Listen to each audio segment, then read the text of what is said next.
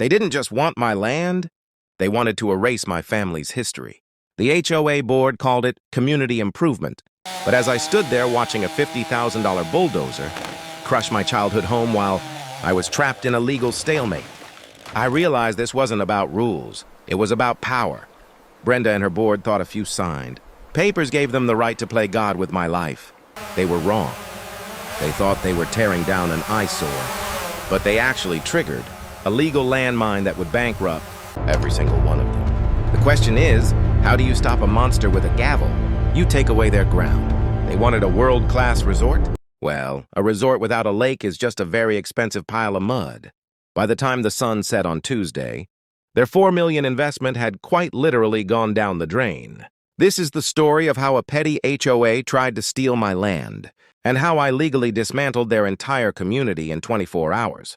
The ridge wasn't just a piece of land to me, it was an inheritance of sweat and silence. My grandfather, a man who survived the Great Depression with nothing but a toolbox and a stubborn streak, bought these 20 acres in the 1920s. Back then, this part of the county was nothing but thick pines and a jagged, unnamed lake. He built the cabin by hand, and more importantly, he built the bridge.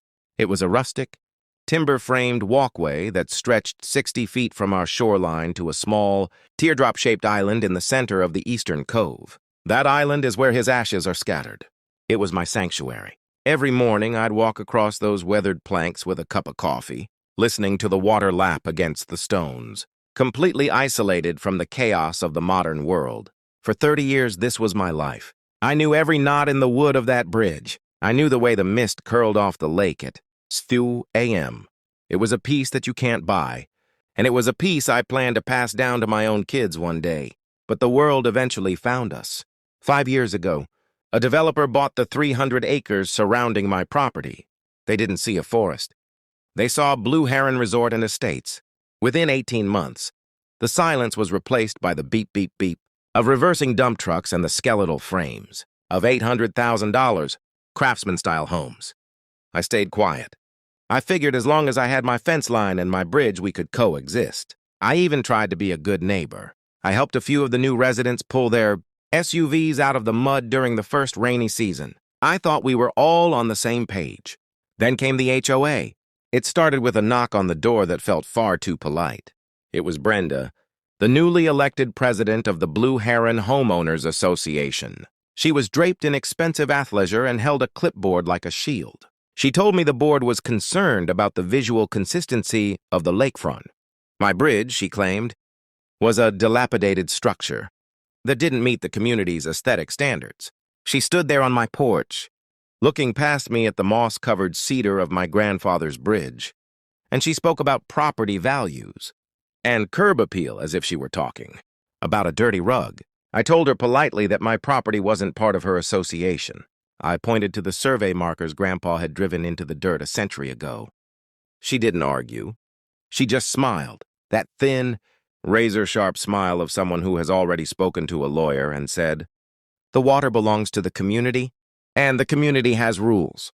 As she walked away, I noticed a drone hovering just above my tree line, its camera lens pointed directly at the bridge. They weren't just looking at my property. They were measuring it. They were looking for a weakness. That night, for the first time in my life, I locked the gate at the end of the gravel road. The polite phase ended 48 hours later. I woke up to a registered letter taped to my gate.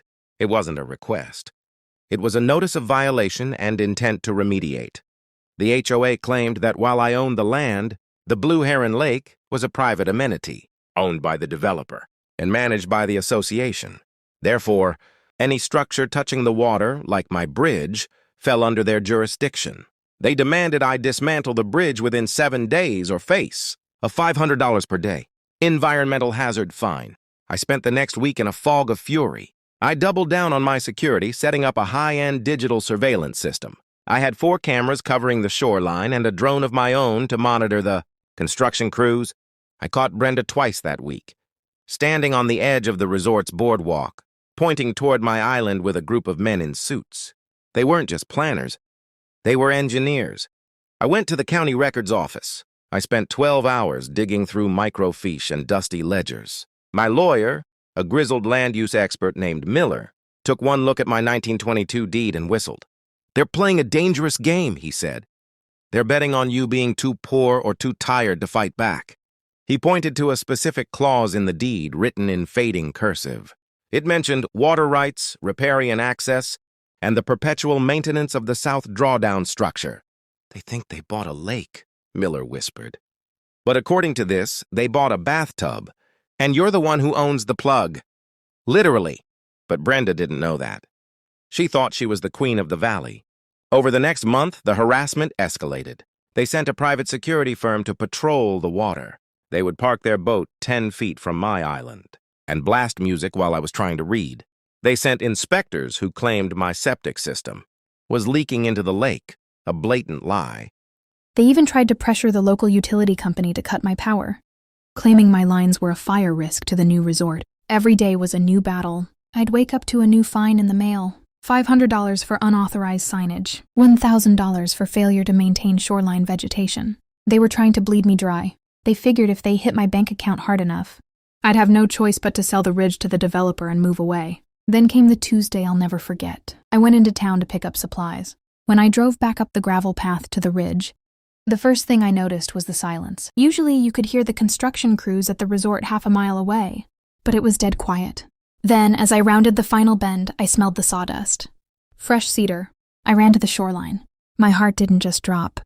It shattered. My grandfather's bridge was gone. In its place were splintered stumps of cedar and a pile of wreckage, stacked neatly on my lawn like trash.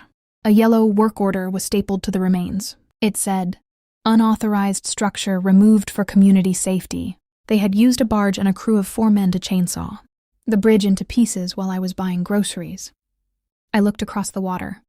Brenda was standing on her balcony, 1,000 yards away, holding a pair of binoculars.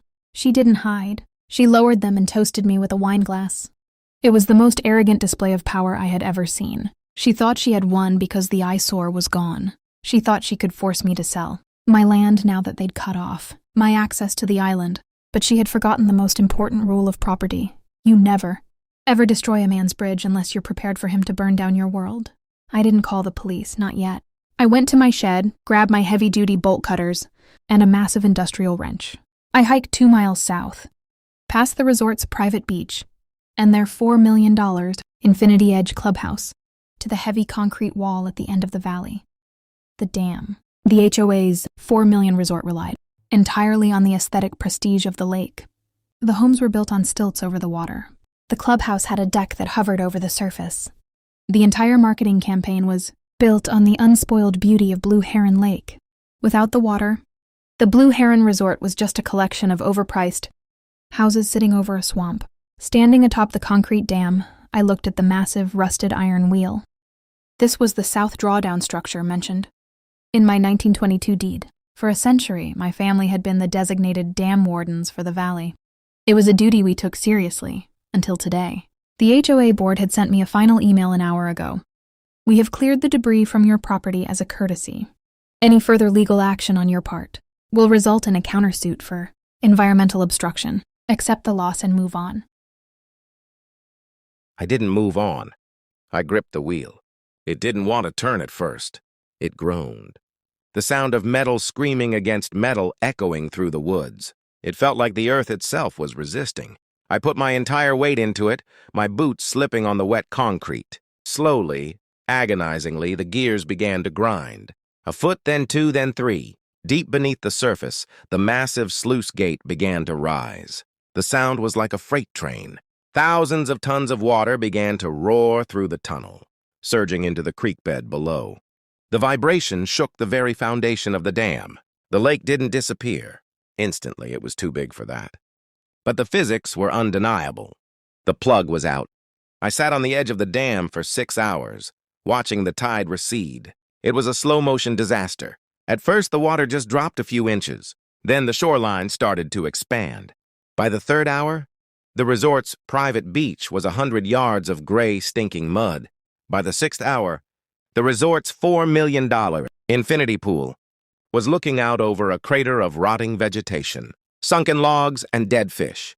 The fancy boardwalks that Brenda was so proud of were now suspended 10 feet in the air over a Graveyard of old tires and muck. The next morning, the chaos hit its peak. My surveillance cameras captured it all. Brenda was down on the shoreline in her silk pajamas, screaming at a group of firefighters who couldn't do a thing. The Blue Heron Lake was gone. The multi-million-dollar lakefront properties were now swampfront properties.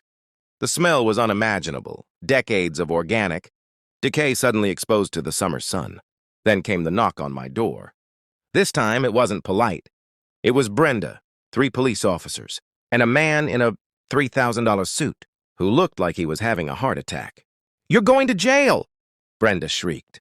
Her face was a shade of purple I didn't know existed. "You've destroyed the entire community.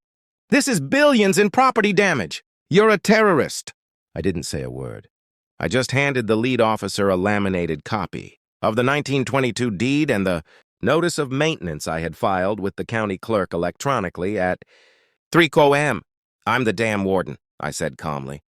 And since the HOA saw fit to destroy my access bridge, I was no longer able to safely inspect the dam's footings from the water.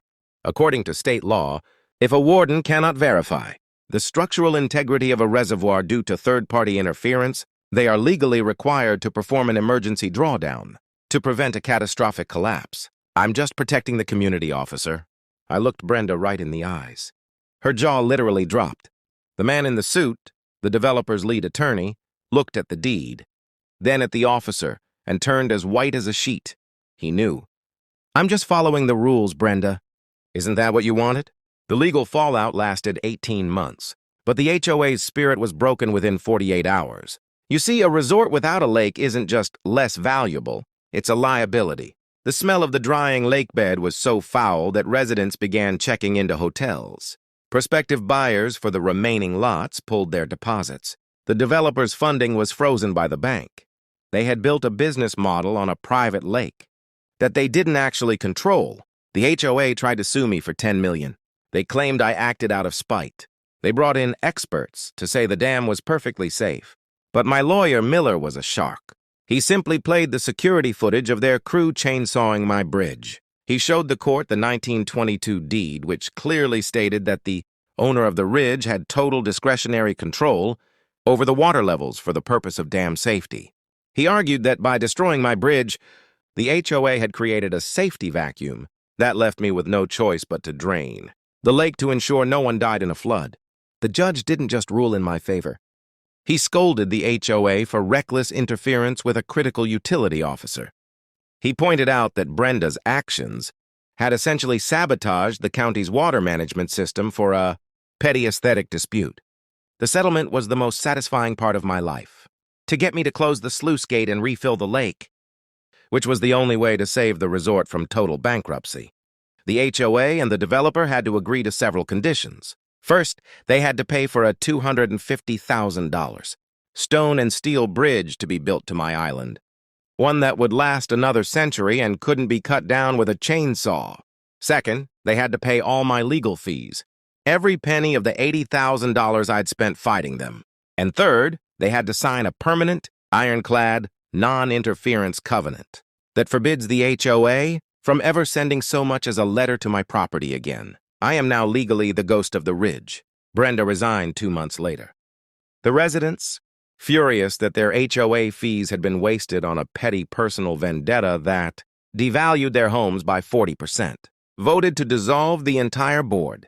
The developer eventually sold the resort to a management company at a massive loss. The lake is full again now. The water is clear, and the Blue Heron Resort is quiet, mostly, because half the houses are still in foreclosure or for sale. The prestige is gone. People know the story now.